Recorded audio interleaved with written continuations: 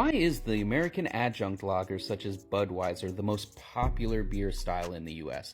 Without diving into history or legislation too much, there's several reasons for that. And the first reason is, yeah, it's cheap. But they really aren't even the cheapest style to make. Lagers have a turnaround time in the tank of about a month, whereas ales you can pump out in as little as a week. Unless you're making an IPA or something with crazy ingredients, the expenses are going to be roughly the same. The thing about lagers that make them more popular with macro breweries as opposed to ales is that they're more shelf stable. When you're producing for volume on an international level, yeah, you want to make sure that your beer is going to be shelf stable. Last thing any brewery wants is to see their beer rotting away on a store shelf and somebody opens it up and it tastes like paper and they're going to say, I don't want that brewery's beer anymore. It's no good. So they make lagers. But even still, why don't they produce other types of lagers?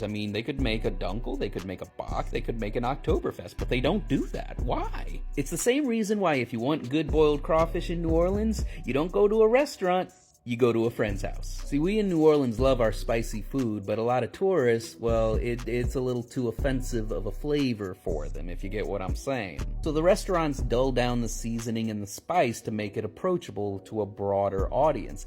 That is exactly what Budweiser and macro breweries do with adjunct lagers. And then the final reason?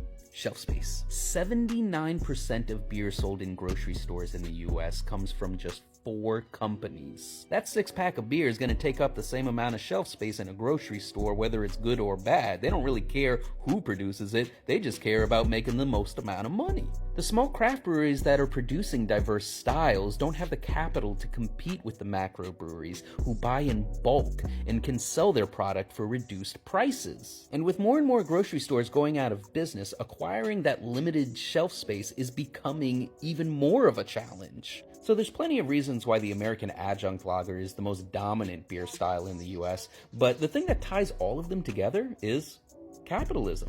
It's not about producing a good quality beer or diverse styles of beer, it's about producing whatever is most profitable, even if what you're producing tastes like piss.